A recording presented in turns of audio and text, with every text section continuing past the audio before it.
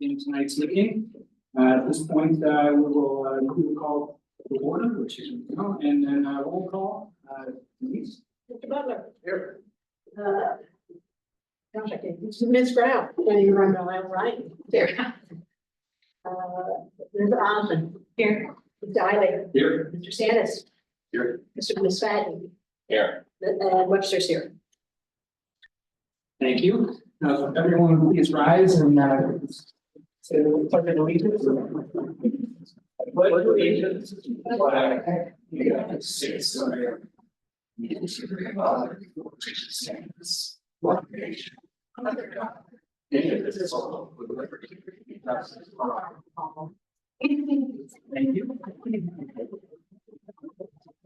At this point, we'll take a look at the agenda, and does anybody have any comments, additions, changes to the agenda? If not, Mr. Chair, just a clarification on that agenda item number 7. It's with the description of the old business item. 10 duplex building, 20 units total, 2 townhome buildings, 10 units, not 12 out there. okay. I know it's correct in my report, but it's just a carryover from our last time it was on the agenda. They did reduce the number. With that modification, move to approve the agenda. Muller? All those in favor? Aye. Okay, so approved. So now we'll move on to approval of the minutes for May 20th, 2025. Starting with page 1, are there any changes, comments, additions? Hearing none. Page 2. Page 3. On the second line, there's 2 comments. Townships and Logan. Mine too.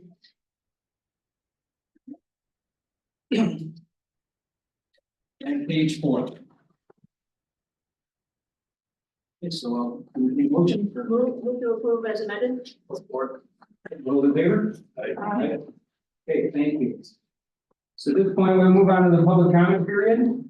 At this time, if you have anything to comment on during, whatever it may be, you'll have 3 minutes to speak. If you're speaking on behalf of the group, you'll have 5 minutes. And if you please come to the podium and state your name and your address, and feel free to comment. And just know tonight there under old business, there is no public comment period at that time. So there is only a public comment at the beginning and then the second public comment period at the end. So those are your times to speak. So seeing that, we'll start with row 1. If there's anyone that would like to come on.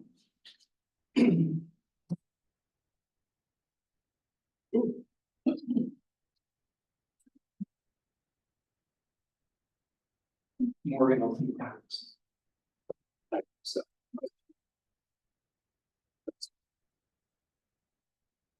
Thank you, David. Chairman. Good evening, Commissioner. I'm John Helmrich, 3522 64th Street, Saugatuck. I live and own property adjacent to the proposed development along Goshorn Creek to the east. As I mentioned to all of you a couple of months ago when this first came before you, my main concern is maintaining the existing 25-foot tree buffer from the eastern property line of the development. This was a condition approved by the Planning Commission and the Township Board back in 2006 and allowed for no tree clearing in the buffer. That was adhered to when the developer at that time began to clear the interior of the property for new homes. The funding evaporated to that project after the initial clearing occurred, keeping the buffer, and the existing buffer and trees remain to this very day. I prefer of the 2 plans we looked at, the PUD plan that's been submitted to you. It will keep the existing buffer. It also includes a variety of home styles in the project. I also hope that you will discuss the proposed retention pond in the southeast corner of the plant. The current size seems too large and cuts into the buffer area. It's very near the property line where a steep ravine starts that runs down to Goshorn Creek itself.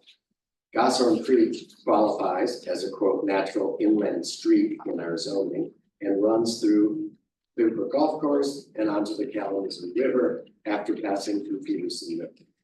Perhaps this retention pond in the current map could be made smaller, and if they need that volume of space, a separate pond could be placed elsewhere on the property or even under the street.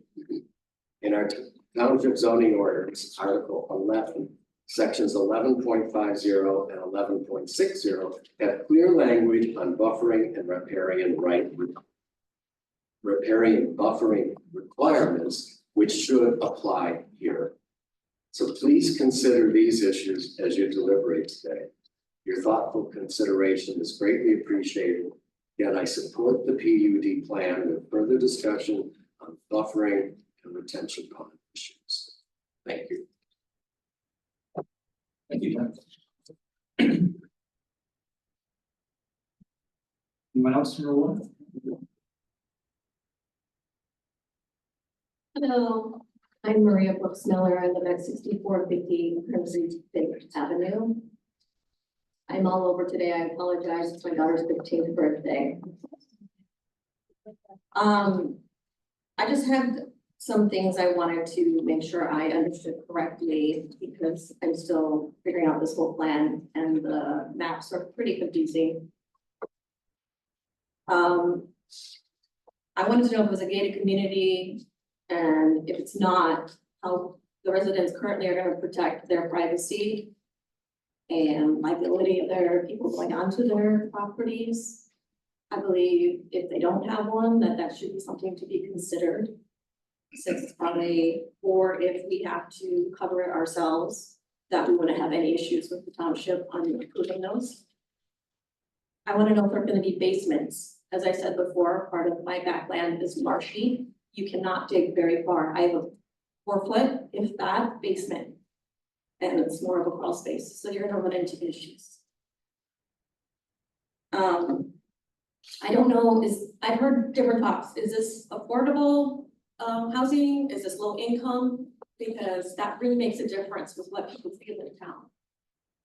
I believe in moving and having this be available for everyone, like in the rural areas. The reason why a lot of us moved here for the reasons were it was private, it was quaint. Not something like this. Now I get that we're past all that, but I hope you consider how much can be done. Because it is all up to you guys. Anyway, I also am worried about this intersection, or that intersection. It is horrible. A lot of us avoid it at all costs.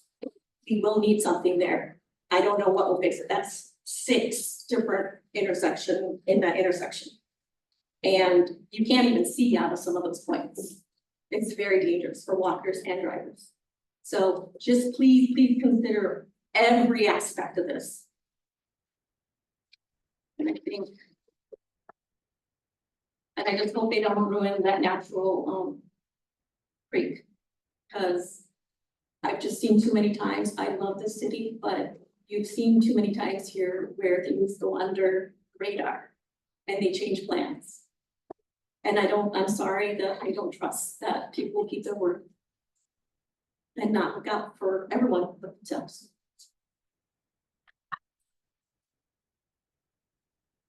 Thank you. Anyone else in the room?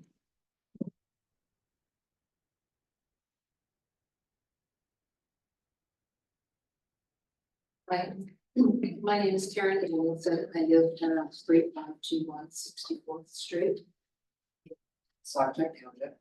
And I am learning about this new development. I am just very concerned again about the intersection where those 6 points come together, 64th Street and 65th and Blue Star. It's a very dangerous area. My husband refuses to walk the dog there because it is too many people coming and going. And it's just a very dangerous point for traffic. And something needs to be addressed if there is going to be this many houses, this many more people coming into the area. And it seems like it's a project that's moving forward already. that intersection does need to be addressed.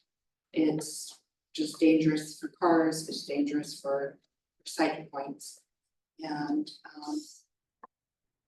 also the creek, please consider what will be allowed to be changed with the creek, because it's a beautiful natural resource that needs to be protected.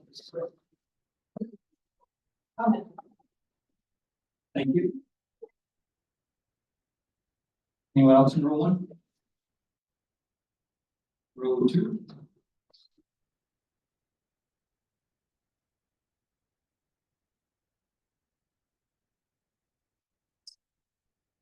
I'm Mary Landor Zahaski. I lived at 3487 64th Street. I've been here for more than 65 years. I worry about the density of the project. There are so many homes on 9 acres of land. I own 5 acres of land, and I wonder if I or my successors might, because of this precedent of so many homes on such a small acreage of land, if that will set a precedent, and that my property could one day be involved in something like that. I hope you won't. Thank you.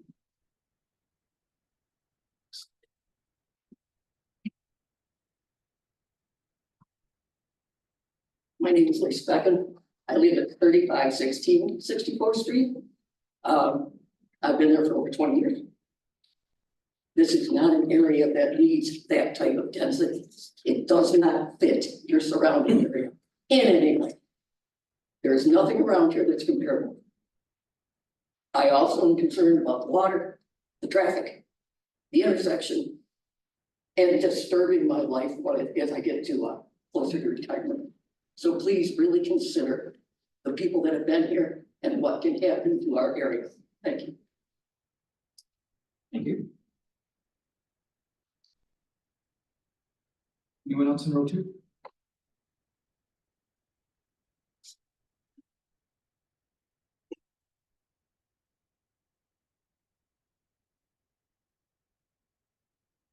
Eric Vissers. I live on 3541 Sandra Lane, just the development east of the proposed area. As many people have talked about, the six-way intersection on 135th and Blue Star, we all know what a pain it is to get in and out of there. Adding another 20 to 30 people going in and out of there is just asking for problems. There has been a study on the Blue Star corridor, and they identified that as an area that needs to be fixed. Also, the other options are to go out to 64th Street. That is a problem too. Any turning towards Saugatuck from either 135th or from 64th is a terrible problem in the summer. The result is you have to come down here and take this intersection. That's if you're in a car. Pedestrians, cyclists trying to get to the beautiful Blue Star cycleway over there. I will not walk across that Blue Star. It is just too dangerous. People are driving 55 plus, even though the speed limit is 50.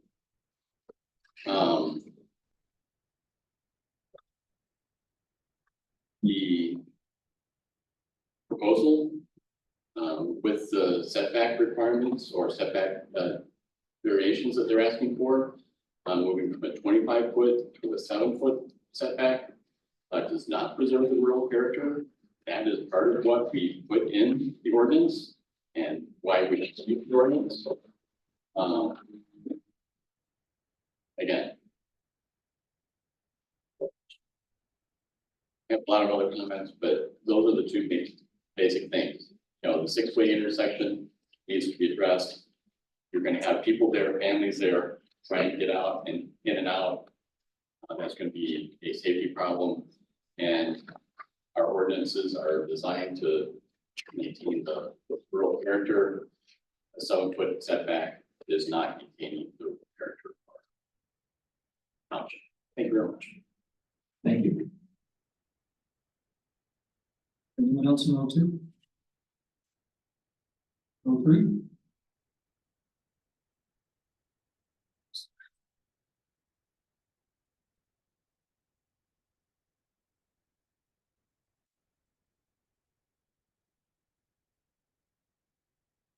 Hello, my name is Jan Von Ens. I live at 35 65th Street. I've been a resident of my home 44 years. My property and my son's property are on the west side of this development. And I agree pretty much, well, I agree with everything that has been said before, and I've been at the last two meetings and heard my whole spiel out. I don't think there's any one neighbor in the immediate area that is supportive of this development, except the owner, Brian Silva, and he does not even live there anymore.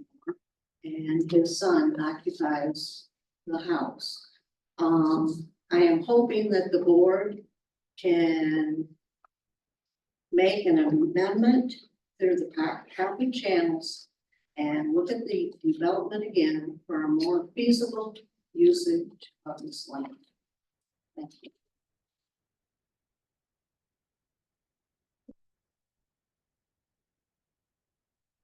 Thank you. Anyone else in row three?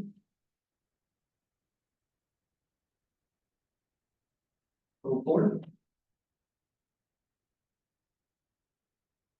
Anyone else in the room?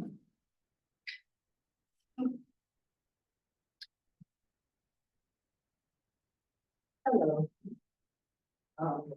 Mary Alice Townsend, 3488 64th Street. I live on the creek. And I guess more than anything, I've been here since 1982. So I've seen the growth and the development and also the protection of property. And I guess more than anything, my concern is the density proposed and the environmental impacts on the amount of people that are having runoff into the creek. And right now, the Goshorn Creek is really, really low and it's really muddy. And all I can think of is with 30 other households and runoff into the water and the environment and the impact is a great concern to me. So. Thank you. Is there anyone else in the room? So, Morgan, anyone on Zoom? If anyone on Zoom would like to speak, please raise your hand. Going once. Going twice. Okay. At this point, I will close the public comment period. Moving on to new business, which there is none. We'll move on to old business, which is going to have the conversation here. The consideration of planning unit development for proposed 30-unit development comprising 10 duplex buildings and 2 townhouse buildings. 30 total units on parcel 20-003-028-00. And this was postponed on April 21st and was paid on today's agenda for June. So at this point, I guess anyone. I'm gonna review my memo that I know it was posted online as well, but I'm passing out another copy as well if you want to follow it. I think it was in your packets too, but I choose to see it. All right, I'll just give a little overview, but I know that we've seen this before and talked about it a few times now.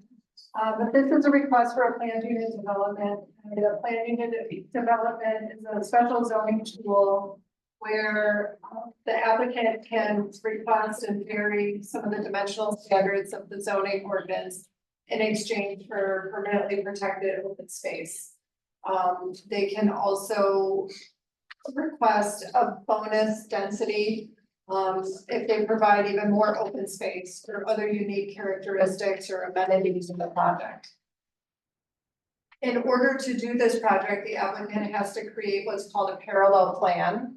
And that parallel plan would show what would be developed by right in the zoning ordinance, assuming no changes, everything is just per what's in our book, what everyone is allowed to do in R1, what they can do on that 9 acres.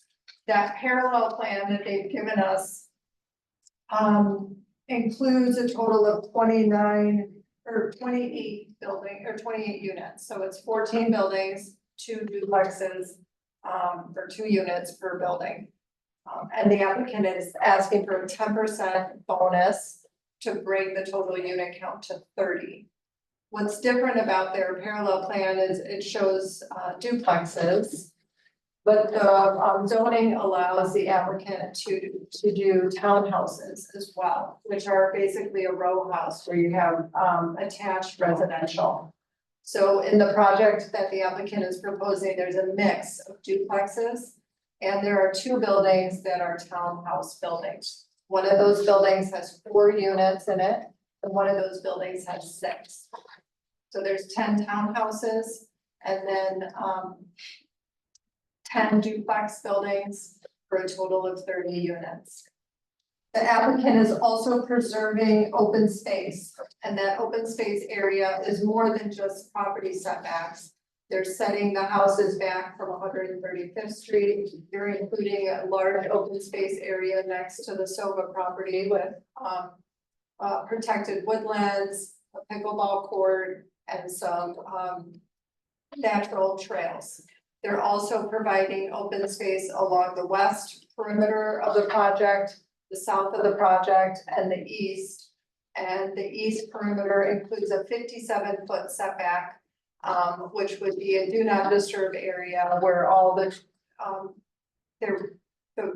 conditions include a requirement that the master deed and bylaws set forth these areas as do not disturb areas that could not be cut or removed, that they would have to stay natural in perpetuity. One of the requirements, if this were to move forward, would be that the master deed and bylaws and the open space easement for those open space areas be recorded at the county and become a deed restriction on the project. If this project were to develop according to what our book allows for R1, there would be no open space required. There would be no guarantee that any of that 57-foot buffer on the east side would be protected. That buffer would become people's backyards, and we can all do what we want with our backyards, right? We can cut trees, we can, you can build your house to 30-foot setback in the rear. So this proposed open space actually provides an additional 27 feet more than what we would have as a setback, a building setback. For a PUD project, they have to prove that they achieve 2 recognizable benefits to the township. We have a list of 7 qualifications, and that is up to the planning commission to review and decide of those 7, which 2 might apply for this project. In the past, I believe we've talked about that there is innovation and creativity in the plan and development, creating more desirable living, shopping, and working environments. There's also a mixture of housing types. It's not just a single family detached development or a duplex development. It's mixing attached residential with the duplex residential development. Conservation and preservation of natural resources or cultural resources. Perhaps the fact that they're doing the open space preservation is a consideration here. Efficient use of land by facilitating well-designed arrangements of buildings, streets, utilities, and other features. I believe on the parallel plan, there would probably be more impervious surface than there would on this proposed PUD plan. I know that the setbacks were brought up. The front yard setbacks of the houses and even the townhouses, they're closer to the street than what our ordinance would allow. Like our ordinance front yard setback for townhouse is 25 feet, and they're proposing 7.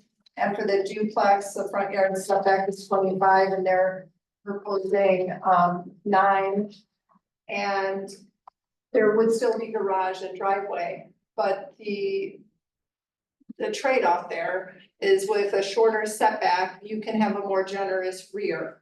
rear yard. And in the case of the duplex buildings on the east side of the proposed road, what would be land dedicated to the front yard setback, the building is pushed forward closer to the street. It enables the property design or the building design here of the development to preserve that rear area at east side for the open space. So there is a give and take with the development as it's proposed in terms of open space and those setback areas. Energy efficient buildings, I don't believe that's one of the standards that they're proposing here. The dedication of open space is something that they're doing in this project, and preserving the rural character and small town appeal. I think we've heard from some of the public that may not be the case for this project. Nevertheless, of that list of 7, they only need to meet 2 of those. Moving on to those setbacks, I talked about those and how they're looking to modify those dimensional standards. What I do want to point out, and it's a recent zoning change that we have in the township that the board just approved, that we'll have to talk about with the drainage feature, is that right now the basin is 20 feet from the property line. Our new ordinance amendments say that you cannot have drainage features in any of the setbacks.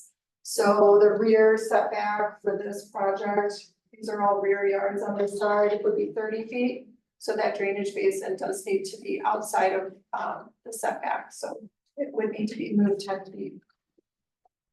We can address that as we move forward. I talked a little bit about the setbacks. I'm happy to answer any questions if you have those.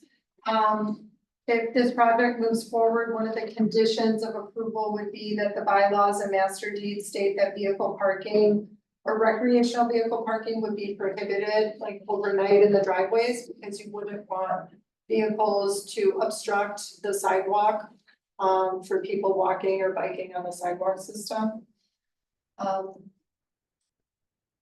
I mentioned the open space and trail system, the 10%, they're asking for a 10% density bonus. Again, they can do 28 homes by right. Automatically, no problem in our zoning. They can do those as duplexes, so they could do 14 duplexes. They wouldn't need any approval from the planning commission or the township board. What they do need approval for, why they're doing a PUD, is that they want to have the shorter setbacks, smaller setbacks. They want to have 2 extra dwelling units. They want to have townhouses instead of just duplexes. And they want to have that open space preservation. So moving on to the site plan, we did see that, I mentioned on page, whatever there's no page numbers, the zoning compliance, the changes proposed to the setbacks and the PUD. The lighting fixtures that they're showing comply with our ordinance, they're downward facing. In terms of parking, they're showing plenty of parking. They have spaces in the garage. They have parallel on-street spaces, and they also have visitor parking in the alley behind the townhomes. Access management, they meet our access management standards. We do have a review letter from the fire district. There were 2 items that the fire district pointed out that I know the applicant has already responded to. And I did speak with the fire district, and they're not concerned about these. They know that they can be addressed. It would be the height clearance of the driveway and the indicating that the road would support 80,000 pounds. And so I know that those changes have already been made. So those were the only 2 hangups in the fire district letter. The stormwater and detention retention system, there is a review from Pine and Newport. I believe they have no issues with this project. I also included email correspondence from Manager DeFranco outlining the township's ability to serve this project with the sewer capacity. So you'll see in that email that the manager did state that this could be served. That was something that the planning commission requested at the last meeting. In terms of signage, we would review any signage in a separate permit. And outside agencies, we do have a review letter from Williams and Works, who is the consulting engineer for the Cal Lake Sewer and Water Authority. There are some recommendations in this letter that the applicant would have to adhere to when they produce their construction plans. And we also have the review that was done by the Dream Commission, which also approved the project in their letter of May 30th. When it comes to the residential building standards, we did have that discussion at previous meetings about the garage frontage. And I recall the planning commission talked about how the garages, while they are in the front of the building, one of the garages on the duplexes is side loaded. And instead of a garage door facing the street and the frontage, one of those garages is windows. So it reads more like a building than a garage door. Nevertheless, it's something that is not specific in our ordinance. We do say no more than 40% of the facade shall be garage. So I'm eager to hear your views on whether the interpretation that because it's side loaded, we would treat it as not garage frontage. Item B, alley oriented garages, that standard is met. That townhome buildings are served by rear alleys, that standard is met. The requirement that there be a variety of house models. The applicant is showing several different house models, the farmhouse, the craftsman, and the prairie modern, those are all in your packet. That the house model have clear distinguishing characteristics from other models that they're offering, which they do. They vary roof pitch, they vary materials, they vary their windows. And that no more than two of the same house models can be adjacent to one another. We can ask the applicant to clarify that. We also note that the renderings do not show all four sides of the buildings, which might be something the planning commission would like to see.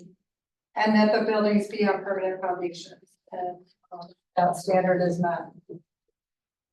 So given all of that, we did have a lot of public comment tonight, so certainly there might be things that you want to talk about. But if you do want to move forward with any of this project, it is a PUD, so it acts like a rezoning. So this would be a recommendation to the township board. There are some suggested conditions in the packet I provided. If this were to move forward, I believe that it would be advantageous for the township attorney to prepare a PUD ordinance with all the conditions that are suggested in this report and the reviewing agency reports, as well as conditions that you might want to see all memorialized into one ordinance that would govern this project and be considered by the township board. But other than that, I'd be happy to answer any questions, and I know the applicants and their engineers here tonight as well. Thank you. Would you care to- Sure, just a few things.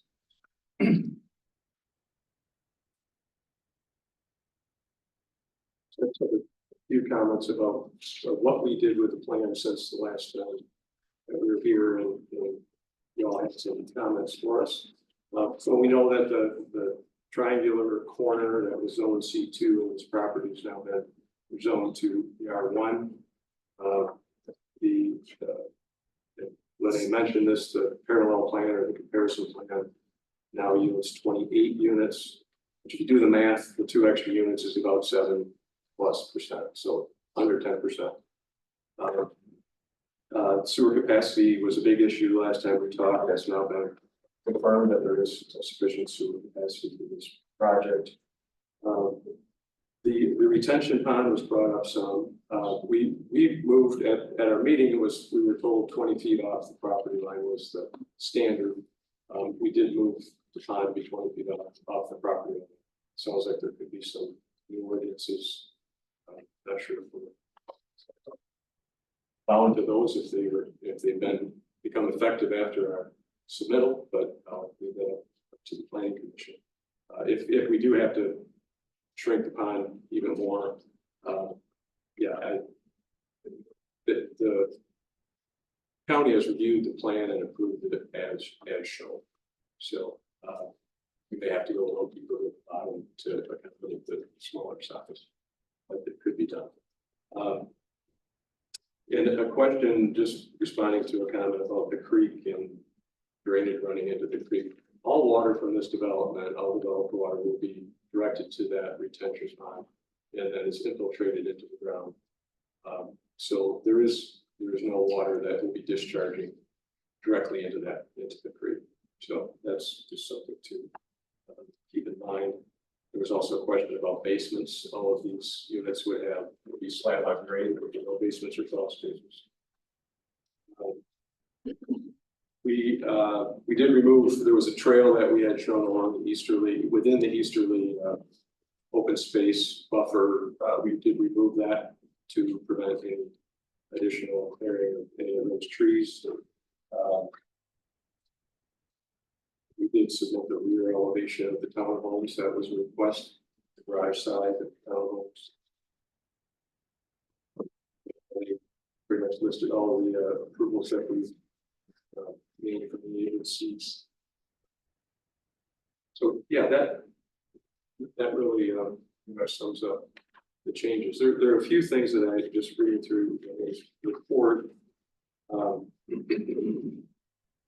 We did tweak the setbacks. So where the townhomes were at 7 feet, they are now at 10 feet for both the front and the side.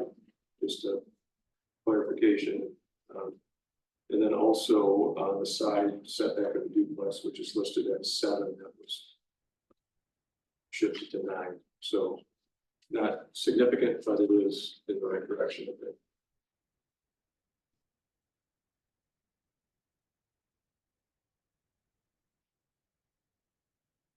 And then as far as the conditions,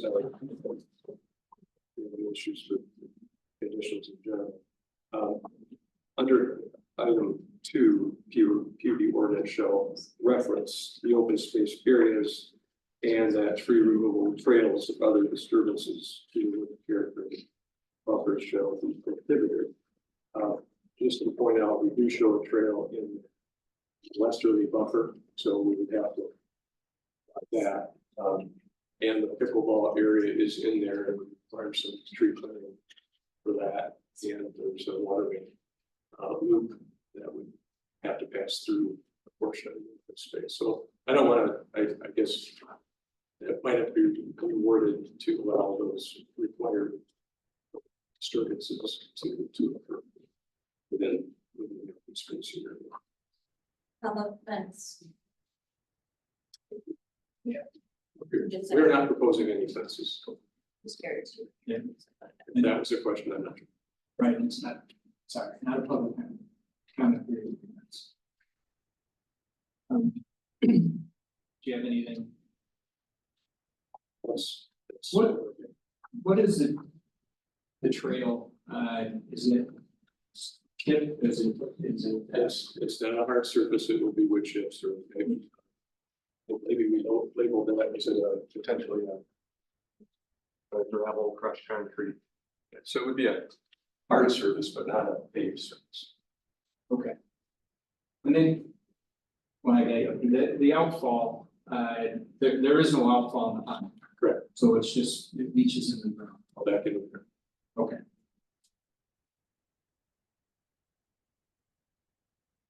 I apologize, you said the front setback for the townhouse went from 7 to 10, is that what you're saying? Okay, I'm sorry, I missed that.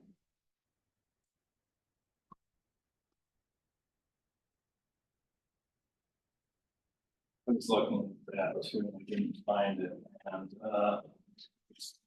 Parcel, unit number 29 is missing the GAR tag, This is, sorry, what? GAR tag, garage tag.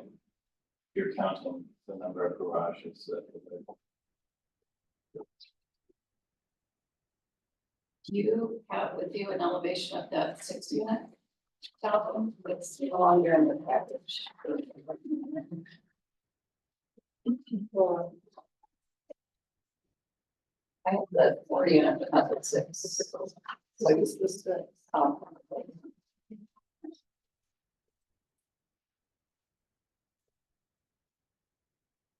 know I don't believe we have both, but I do believe we have a bigger one. So the other would just be 2 units less.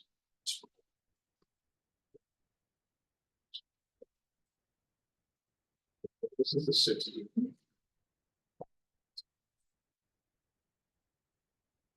oh, it's signing.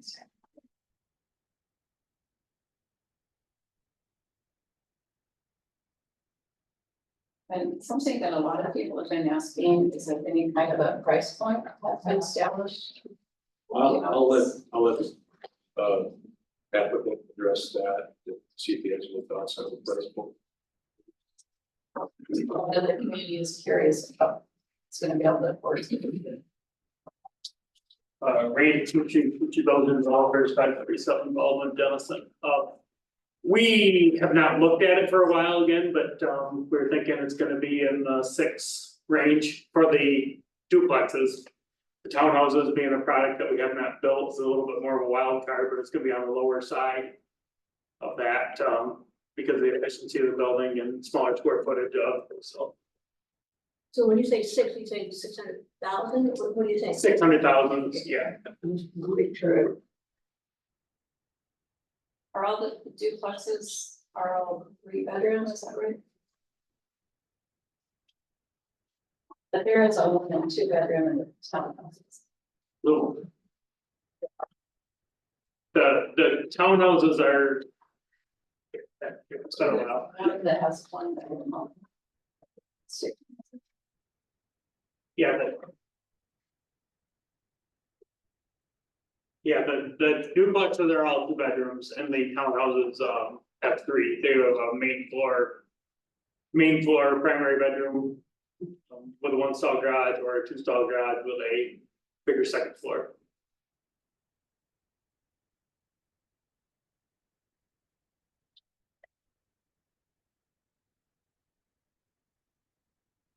I have been to the property and I'm walking around it, walked into it. I'm just curious if the existing trees and woods are dense enough around the perimeter to constitute a buffer. Or if they're gonna have to be infilled with plantings. Anywhere, because there are a couple areas where there's only, minimal buffer. 25 foot or 20 feet. Along that south property line by the Janowski residence there, we're gonna have to infill that a little bit. Other than that, I think it's pretty adequate.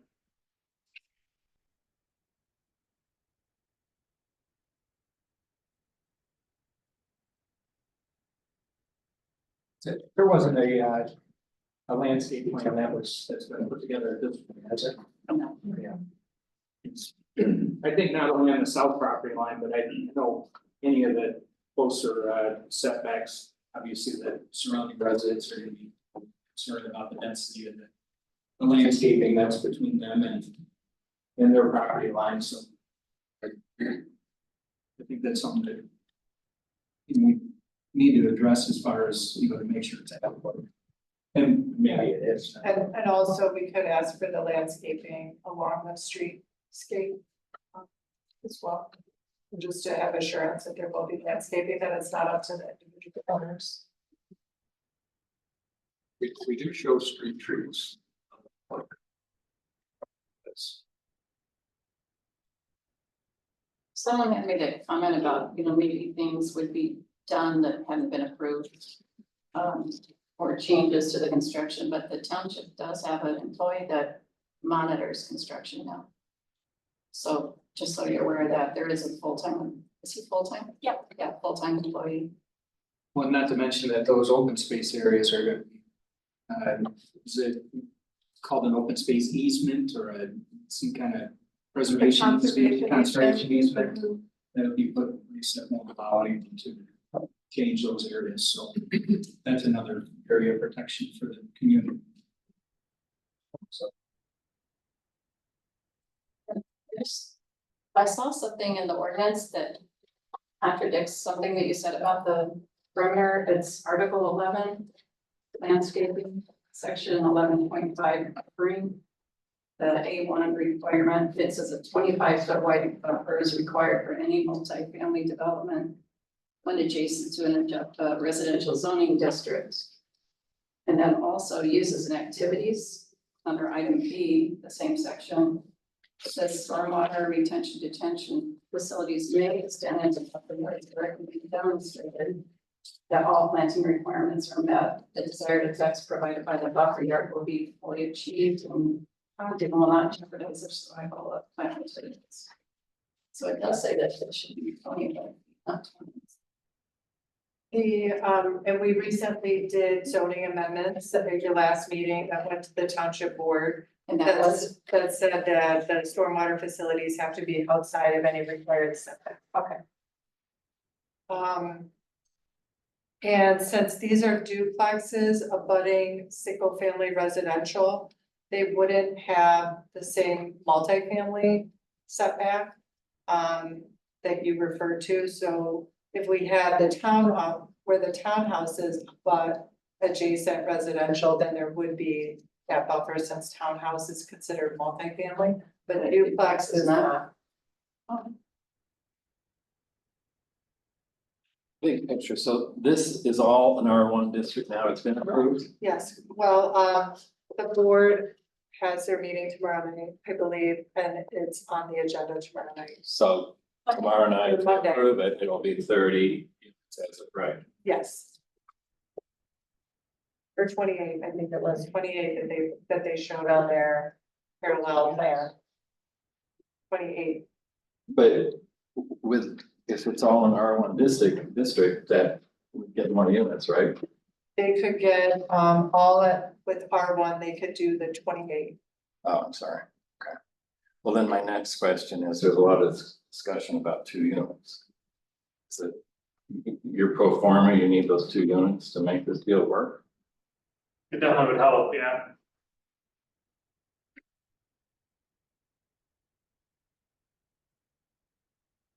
Because personally, I like the parallel line, it's just. Doesn't look as dense, even though it's only 2 units.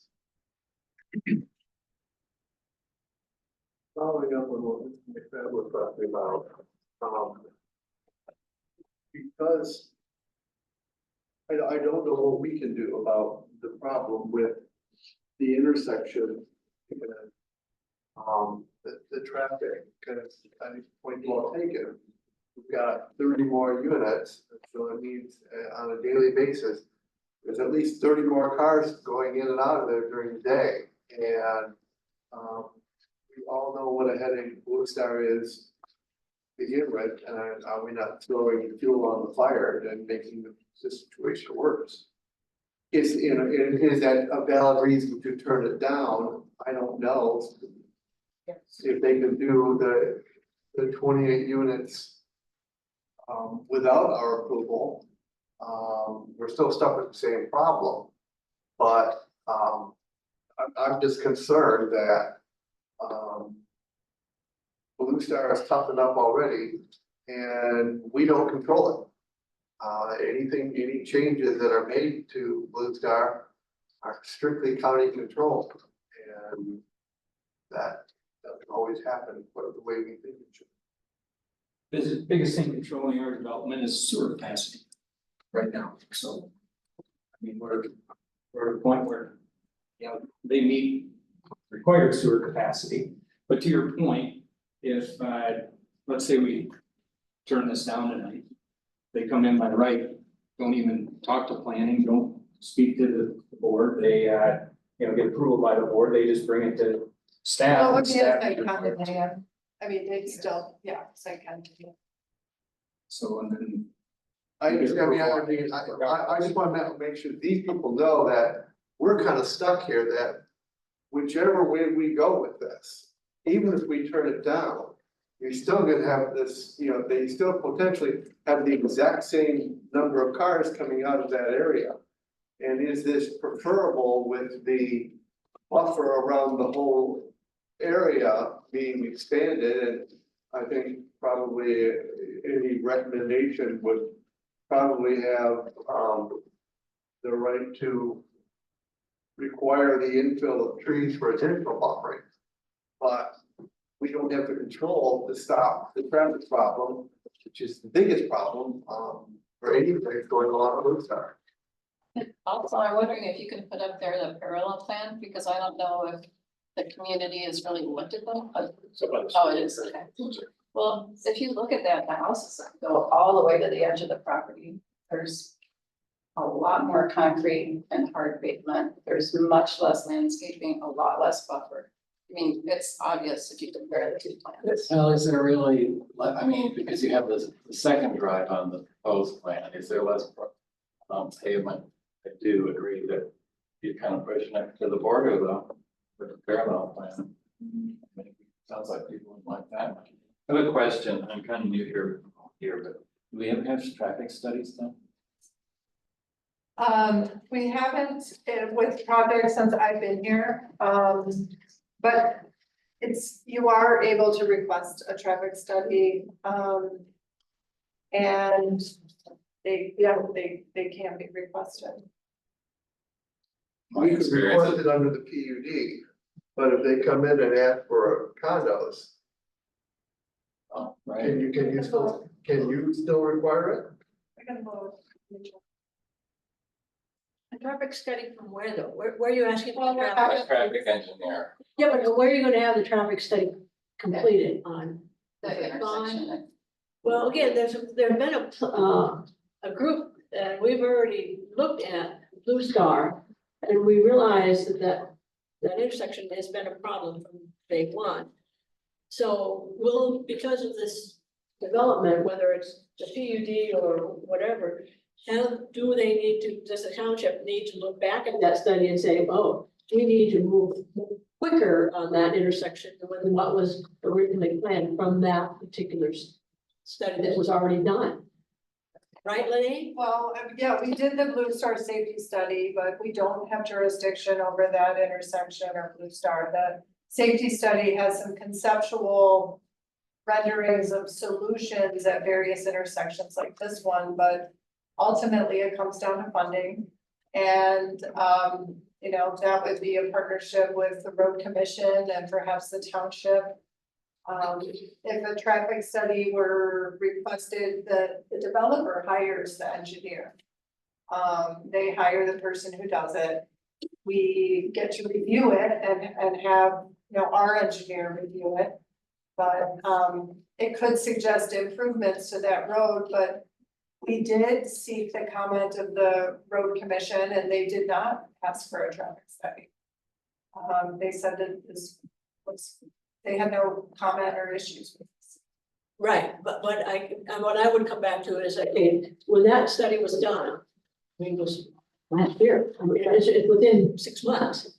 This particular project was not thought about, and so what the consultant considered for that particular intersection is going to have to be different than what, now that this project may come through, or whether there's this one or the parallel plan, is should the township then, and should the planning commission then suggest to the township board that we need to look at that intersection much quicker than what we originally had planned 6 months ago. So that would be my recommendation is, I think we all don't need a traffic study to realize this traffic problem, right? I'm still So amazed whether that- there's something that can be done, and maybe a traffic study would be recommended. But once this comes in, like how many cars truly are going to happen, we don't know that, sure. I'm still amazed that you can drive 50 miles an hour. Well, that's been discussed many times. Lenny, I have a question, is this a 9.3 acres or 8.97 acres? Because the engineer says one thing and you have another, how many acres are we really talking about here? We The have, difference is between, the road right of way is included in the overall acreage, that would be the 9.3. okay, In here, that's 9.3 acres, and it's 8.97 excluding the existing road right. Got it, all right. That's the difference. I get it. Okay, thank you. In regards to the garages, the front and the side, are we happy with, what units are we actually talking about? Where we're really talking, 33%, 33%, 33%. Non-compliant, compliant, that. no, what, I'm asking, though, what units? What particular units are we talking about that, The side load. this, yes, spaces with the side load? How many units are there that we're talking about? Are we just talking about one unit or are we talking about several?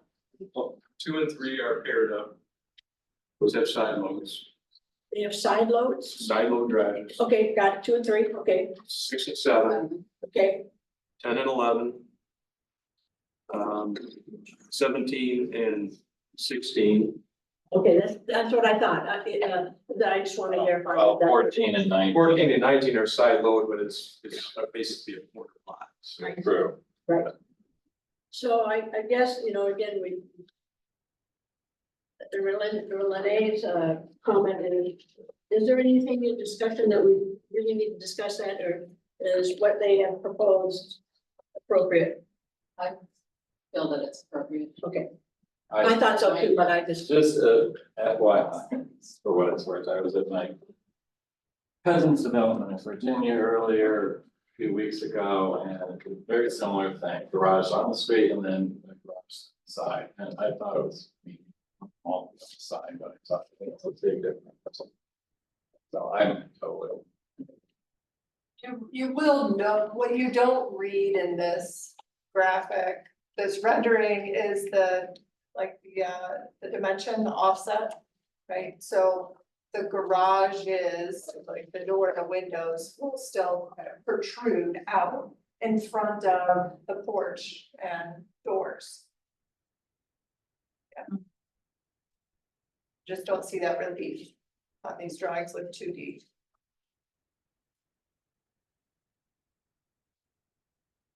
So with regards to your conditions of number 9, you have a blank, it says the building frontages meet the 47. Yeah, so the blank is through the provision of side load garages with window openings. Can we talk about the parking in the driveways? Are you saying no overnight parking in the driveways or no parking? Well, let's look at this setback, and I just want to make sure that if a vehicle was parked in the driveway in front of the garage, say number 4, number 1. The dimension there is 33 feet from the edge of the road to the front of the garage. Or let's say it's 23 feet from the edge of the sidewalk to the front of the garage, and our parking spaces are 9 by 20. And no one's gonna park right at the garage opening, right? So chances are there's gonna be a vehicle overhanging the sidewalk. And if someone's visually impaired or a child got, like backing out, that's concerning. So, the fact that a car couldn't safely park in front of the garage is the reason why I have that condition that there wouldn't be parking, in those driveways, but it does seem a little perhaps unconventional. So I'm happy for you all to kind of discuss your thoughts on that. So how would that, I'm talking about, how would you rectify that? To allow, I mean, Well, car to park in the driveway, not in the garage, but not overhanging the sidewalk. space is 18 feet in, it's a little different. But most spaces are 18, so that does leave 3 to 5 feet. In most car, I mean, maybe if someone has a big old truck, some guys might drive it. And women. You do too? Yeah. Well, the only way to rectify that would be possibly to narrow the green space between the sidewalk and the asphalt. We could do that. It's a 5-foot sidewalk, a 5-foot green space. Or we start pushing buildings out again. Don't want to do that, I guess. So in order to satisfy that, we would have to make some changes to the green space in front of the building, is that what you're saying? Well, between the sidewalk and the road, it's 5 foot. We could reduce that, but we're only talking about, I would reduce it. But 4 feet of grass area between the sidewalk and the road. Sure. What about the space at the back of the building between the porch, you know, the covered porch and the tree buffer? It looks like there's, I don't know, 25 feet there? 20 feet? That's That would be, Closest 20. 21 feet. That, yes, could do it there, could do it here. But we're, I suppose you could just reduce the, So if that's a concern of the planning commission, then we would have to put that as a condition.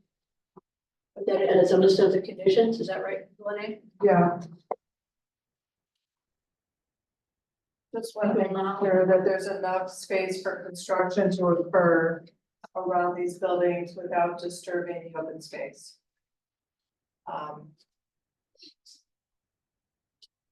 Well, certainly, having the ability to park in a driveway, because we have guests. And so, you know, you do allow some, other parking in other locations, but is that going to be sufficient when realizing that if I'm in a guest in unit 8, Yeah. I'm gonna have to walk a long way.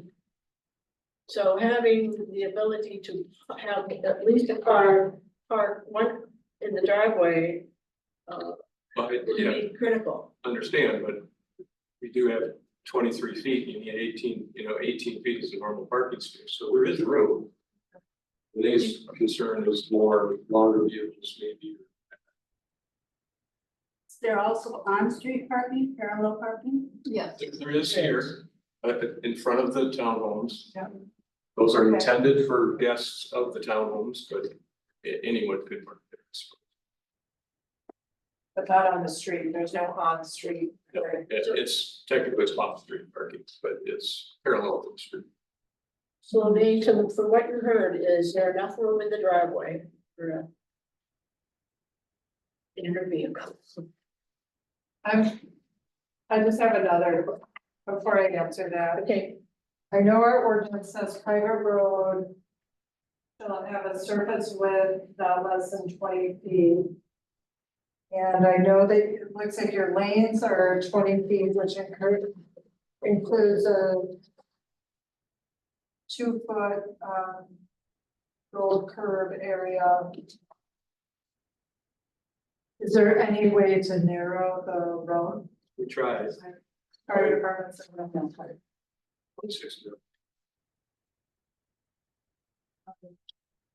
mean, I guess maybe we're okay with the driveway, okay, the parking. Okay. I just don't see how you're gonna enforce it. And I know, Yeah. and I know as a former life, I lived in a community that has sidewalks that I would run on, and one of the most irritating things was a car parked across the sidewalk. And I find it very frustrating, and I do think it's too close. I don't know how to rectify it though, because even though you say you got 18 feet, I know when I pull up to my driveway, I'm at least three feet off it for, I try not to get too close to my garage door. So it's gonna be, especially if someone comes in with a truck, it's gonna be a problem for the association. I just see that right now. Yeah, what's gonna happen with Thanksgiving and Christmas? Yeah. You know, if they decide that Thanksgiving's here, that Christmas is here, they're gonna have some people walking a considerable distance and whoever's not gonna be happy. The side load garages have a common driveway. Yeah, we're really just talking about the non-side. Right here. No parking. Well, they're all gonna have to park at an angle, I guess. I don't know. I think it would be nice to have a little bit more space. Well, the other thing is,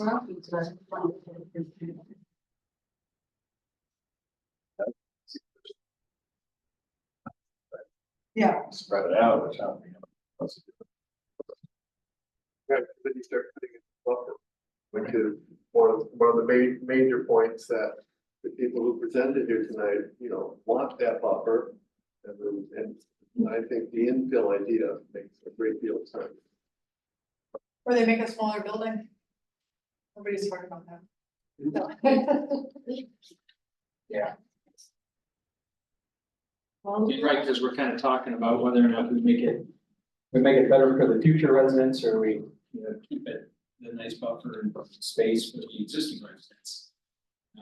Because I hate to see it move back towards the tree line, you know, and decrease that buffer between the existing properties.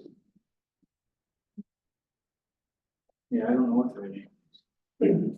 Well, I think the better is to protect the people who are here. And then when people go in to purchase one of these, they're going to see that parking is going to be an issue. So if you buy into this, you know going in that this is an issue, but I don't think we make it worse for the people who've been living here for 10, 20, 30, 40 years. Make a condition, you have to have a Prius. You fix those yet? I looked at the average length of an American car and it's like 14. Well, I looked Whatever at that's worth. a maximum Ford F-150, that's 20 foot. But it starts at 200. And the depth of the garage is only 24 feet, and the driveway will be 23 feet. Right.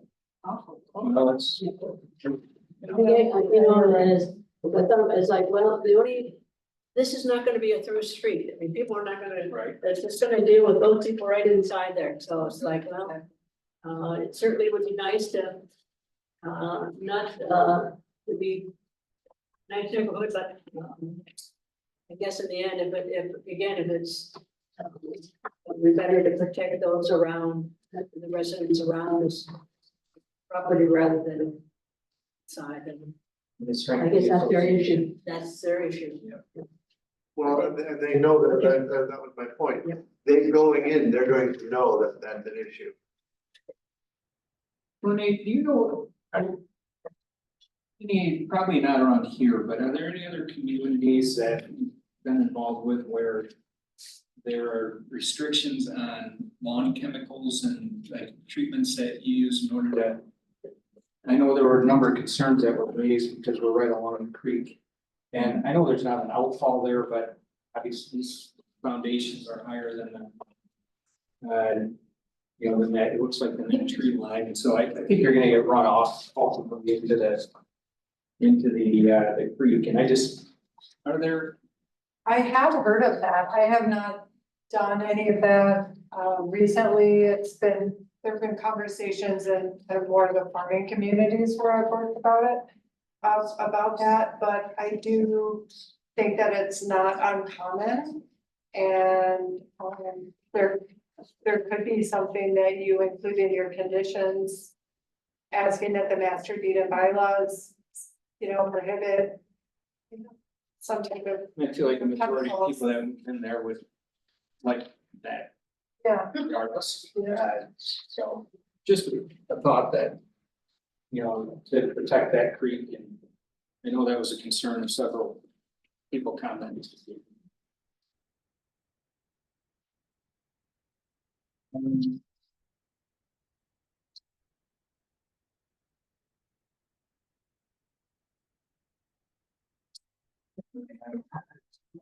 Other comments or?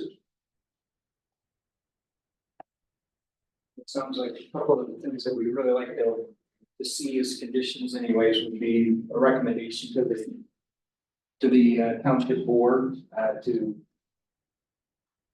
That's the right way to say it, expedite the, potential, improvement of, 135th and the Blue Star Highway.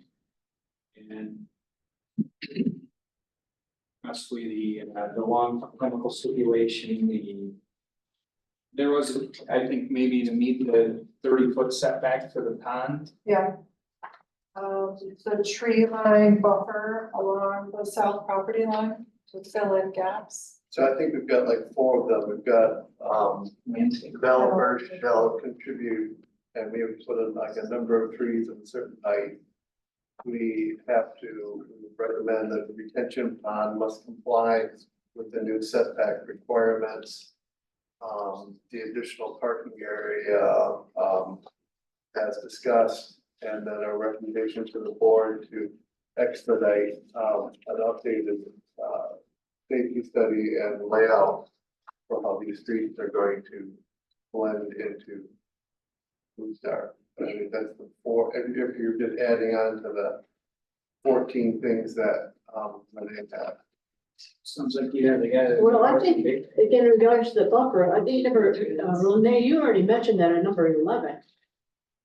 Am I not reading that correctly? There's the landscape plan. Now, for the 11, it might be that, the occurred to add in, on that, but That's true. you already have that because of the landscape plan, correct? I just wanted to, do we want to specify that they do have to infill? Well, yeah, that's as necessary to add to our 11. I'll leave it up to Renee, if she can cover the requirement of infill under 11 as stated. Okay, I'll make sure that it's in the. In the number 11? Yeah. Okay. And then just providing a landscape plan that shows, if they're doing irrigation, that the front yard, that everything will be And if we have to fill in the blank of number 9, side load garages. yes. On number 7, the ordinance shall include requirements for developer maintenance of private roads and the sidewalk. The sidewalk is part of it. And that eventually is transferred over to whatever neighborhood association there is, but we'll make sure. And I believe that your number 2 takes care of the issues regarding the open space and the tree removal, that it's going to be prohibited, so that they're going to have to be very careful with tree removal and maintaining the space. That's covered in number 2, right? Yeah, and that's exactly it, that we want to make sure that, and maybe it's a graphic that shows, the open space area to the east is basically a do not disturb, whereas the open space area where the pickleball on trails, it's understood that there will be some modification in there, but that for the most part, that's also a do not disturb except for those areas, so. That's for the reference there. And then number 3 would be removed. Number 3 will be removed. Well, right, Yeah, we're not prohibiting the parking of. you're not prohibiting. Yeah, but are you going to spend? Sorry, to recreate. You want to keep that. Oh, Yeah. I want to keep that. Yes, so just motor vehicles. Yeah, if you thought Dave was mad about a car, try an RV. All right, so we already want to stay part of that.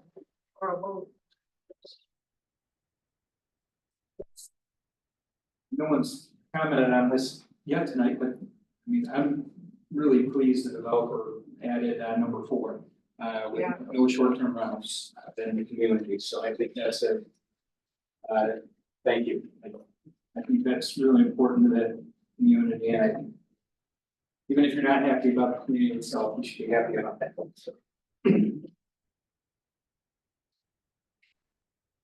So Ken's issue in regards to the traffic study, I don't see that as really part of this condition, because And that would be a separate, is that we I was- strongly, Yeah, I was just Planning thinking about commission. it, but recommend that this township look at that intersection.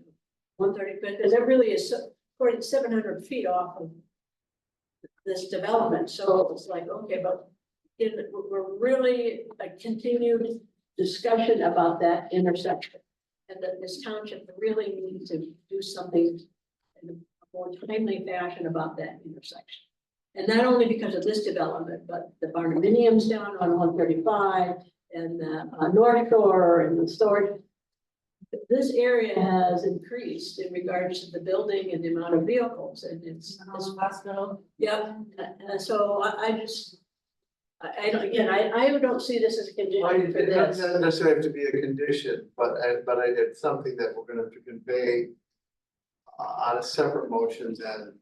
That's what I would suggest. I would strongly suggest it be a different motion.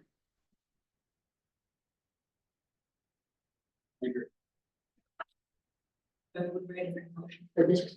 I believe we are. You ready? I'm right. I'll move to approve, Recommend approval. thank you. Recommend approval of this planned unit development for a proposed 30-unit development, price of 10 duplex buildings, 20 units total, and 2 township building units total on parcel 20-003-028-0-00 with the conditions as outlined in the planner's document.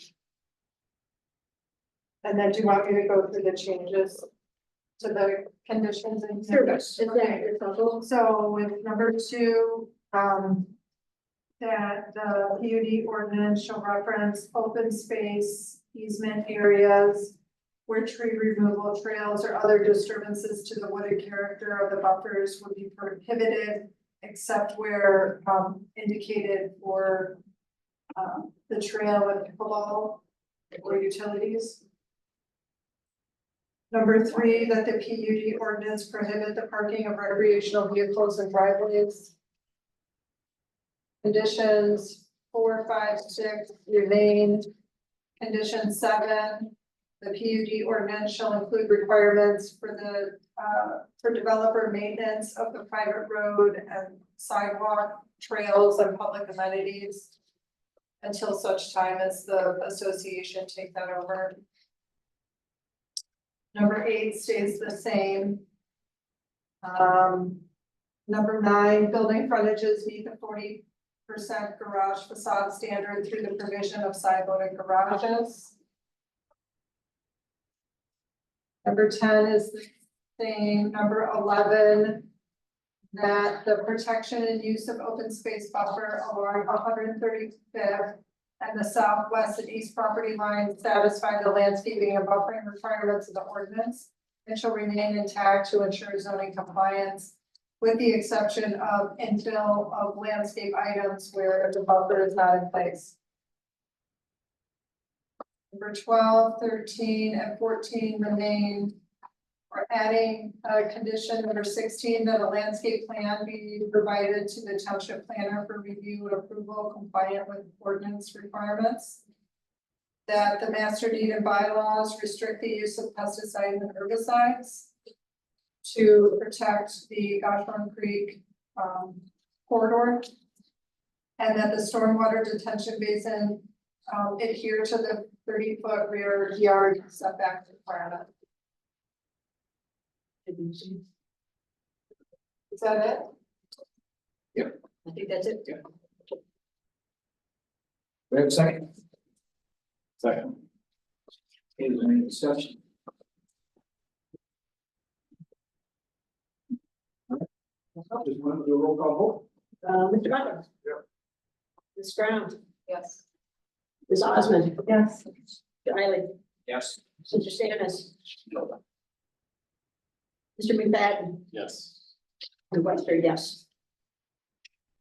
Okay. The recommendation for approval here. So the next step, just for the benefit of everyone in the audience, is that this goes to the township board for consideration. So this is just a recommendation from the planning commission. So the township board, I anticipate would consider this, likely at their July meeting, the second Wednesday in July. Our servers have been down, so I know we have a backlog on some of our agendas, so it is anticipated for the July meeting. If it's not July, it would be August, so definitely look on the board, outside the township hall for the agendas that are posted or on the township website. Lane, would this be appropriate time to the motion about our intersections to add to it at this point or at a later, like under? We didn't add. Can I interrupt something? The intersection study has not been completed yet. Does anyone know for sure?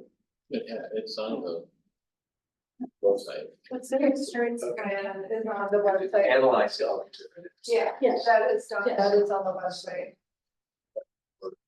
It might be under 8B, I think, Commissioner comment. Okay, right, thank you. Okay, so we'll move on to communications. AA correspondence. Correspondence, nothing in the packets, just to update you, I think you all know that our servers have been down, so we have not been able to process applications quite yet. It's being worked on, the server is here, and, yay. And it's in process, kudos to Morgan and Daniel and everyone here at the township has been doing a lot of workarounds and creative solutions to still serve, our community. But we do have, two zoning board of appeals items, not really related to planning commission, but the one is, it's the Blue Star Bend. They do want to go to zoning board of appeals for that interpretation question.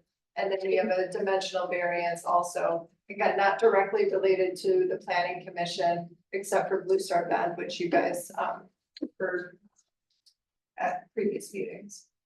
So that's it for correspondence. Okay, planning commissioner comments, anyone? I certainly do. Any word on our mineral extraction group that we, Yes, they did resubmit their plans for consideration. As you recall, they were looking to excavate within the setbacks. And that required permission of the adjacent property owners. They do not have that yet. That would be the township and the city of Saugatuck. So, we're not putting anything on the agenda until we see those letters, otherwise the plan would have to change. And, we did receive another letter though in opposition of that project. It was someone who wasn't within the 300-foot boundary, but has heard about it word of mouth. They're still in that neighborhood, but just, didn't receive the required notification, because it wasn't required, send it to them. But they're not allowed to be doing any work back there at this time while their application is pending. They are, I don't know the work that they're doing back there, but they are storing materials for the, water main project on, Riverside. On Riverside, so he was selected as a contractor for that excavation. So, because I have a report from two different individuals that there's a considerable amount of trucking going in and out of there. And there was at least an allegation that they already removing sand. So I guess before they come up, I would like to have our building inspector go back and make sure that the sand hasn't started disappearing. Yeah, I'll talk to Leon about doing that. He has taken photographs. I think you stopped in a couple of weeks ago. Leon did go out after that and take some photographs. So I'll ask if he can revisit that and we can look at kind of a comparison over time. Make sure that, they're taking some sand out now, so if it's denied, they've at least made some money off it. Because my problem is that they didn't come to us until you started the enforcement. That's true. Ask for forgiveness. I have a question in regards to the auto camp. I noticed it says permit for hotel demo issued. And are they gonna demo that? No, I should clarify this, because I know we talked about that, and they're demoing some of the interior spaces Okay. to remodel. Okay. But I said that, it's like, okay, I know that it's about roofing, but that's part of the conditional zoning, is that? Yeah. So that building has to stay. You know if there's an expected start date? Oh, I don't, I know that there's sort of some changes with the management and the funding partners, and we did approve a first phase. But I think they're looking at maybe wanting to do all of it at once, but that's coming up against our sewer capacity conversation, so. I have. So if this is the time that I'd like to make a motion in regards to the Blue Star safety plan, is that the township look at the suggested plan for that intersection of Blue Star 65 and 135, and with the new developments that we seriously need to consider a relook at that particular intersection. I'll support that motion because it's right to bring it up to them right at that moment, because if they're gonna be approving this, they're contributing with us to the same problem of Blue Star. So that's my motion. I support. So, do we need this? How do we want to present this, like in a letter form, and here's that?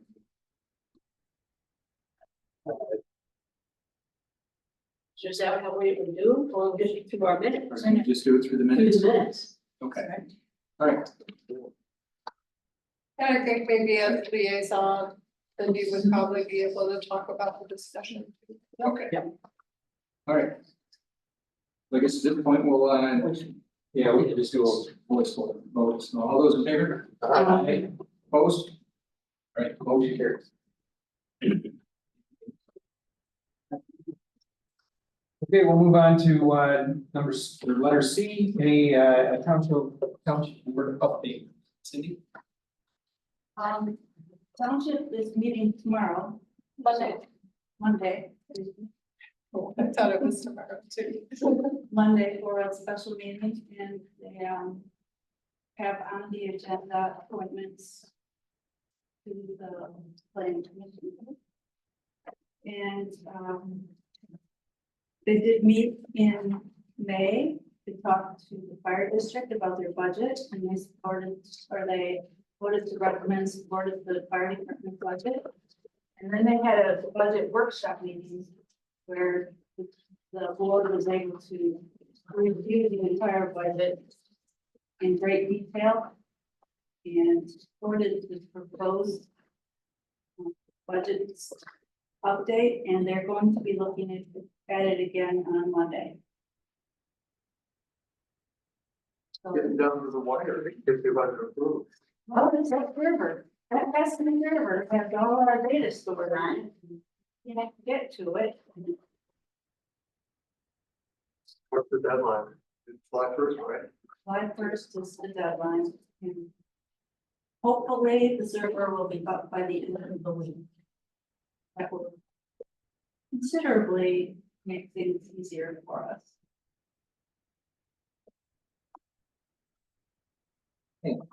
Thank you. The staff / project updates, and covered some of them. I don't think there's any updates on the others. All right. I was just curious if I ever heard back from Best Buds. No, nothing, and I'm gonna be writing the letter, but I will once our server is up, I don't know any of my templates from you.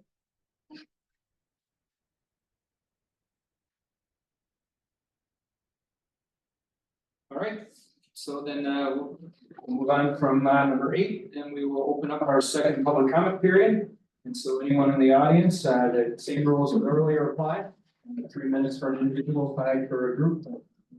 Groups, and come up to the podium, state your name, your address, and your comment. So at this time, I'll open it up. Is there anyone? We'll start with row one. Hi, it's John Helmrich again, 64th Street. To the server issue, it's kind of good news, bad news. Tax bills might be late this year for the first time ever. Because the month is almost gone. And I was wondering. nothing has been processed and nothing will be until next week. So bear with us on that. And yeah, this July board, the board meeting is Wednesday, July 9th. I want to commend the commission and in particular the chair for bringing up the pesticide, the chemical issue. Because I don't know if any of you saw, but a few weeks ago, a study came out specifically about this area. Any of us who live in the Gulf district. If we're on a well, our water's contaminated from the chemicals that have been going on in the golf course for years and years and years. So thank you for that. And last but not least, I think this was a really positive, thoughtful meeting. Glad you supported the PUD preserving the buffers. And we will vigilantly be watching that. So just thank you guys for all that. And Thank you.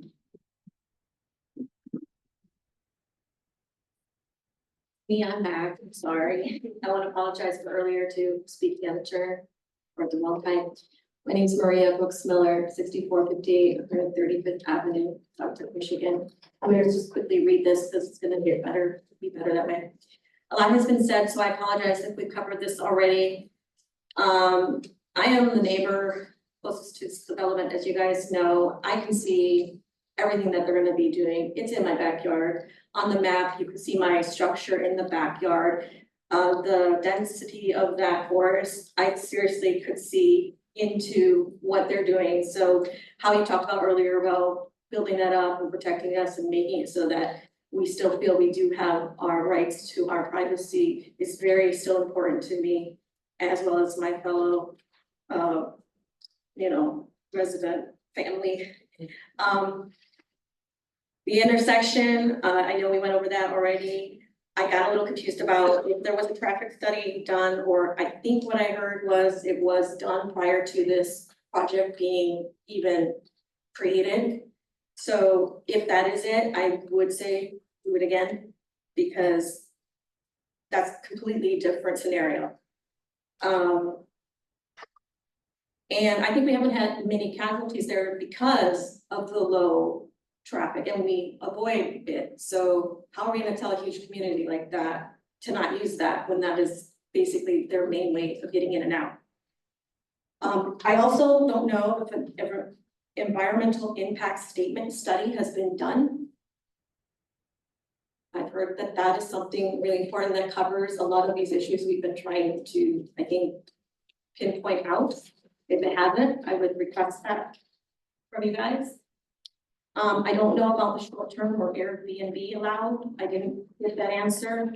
$500,000 per unit doesn't sound like it's affordable housing to me. Granted, I don't know which one that was. So I know a lot of the town people don't want everyone to live here.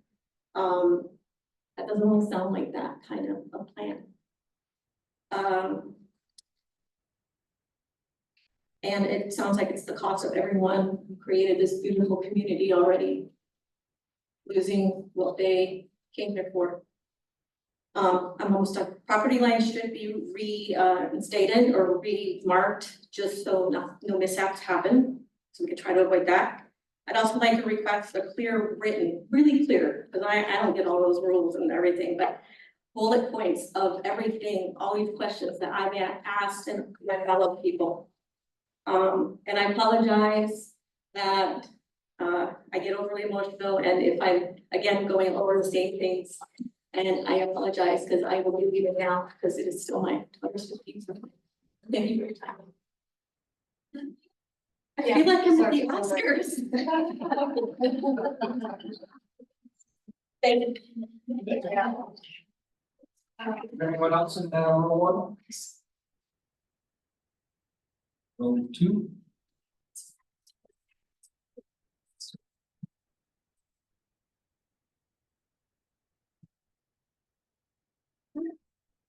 Eric Whiskers, 3541 Sandra Lane.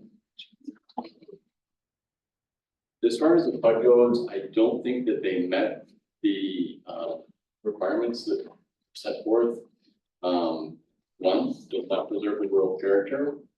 The trail that they are putting in there does not connect to any adjacent greenway. This is a closed area. It's not going to become an adjacent area greenway. I disagree with the side loaded garages. That's, you guys still determine. Hard surface was brought up. I think that the parallel plan, the 14 buildings, one drive would have less hard surface than the proposed drive with the alleged alley. So I don't think that is a benefit to what they're proposing. I do appreciate the conversations you guys had. Appreciate you guys watching out, working hard on preserving our area and why everybody comes here, and I appreciate you guys' service. Thank you. Thank you. Row 3. Report 5. Zoom. If anyone on Zoom would like to speak, please raise your hand. Going once, going twice. Oh, Okay, at this point, we will close the second public comment period. And there will be a motion to adjourn. All those in favor? Aye. All right, thank you, everybody. Thank you, everyone else.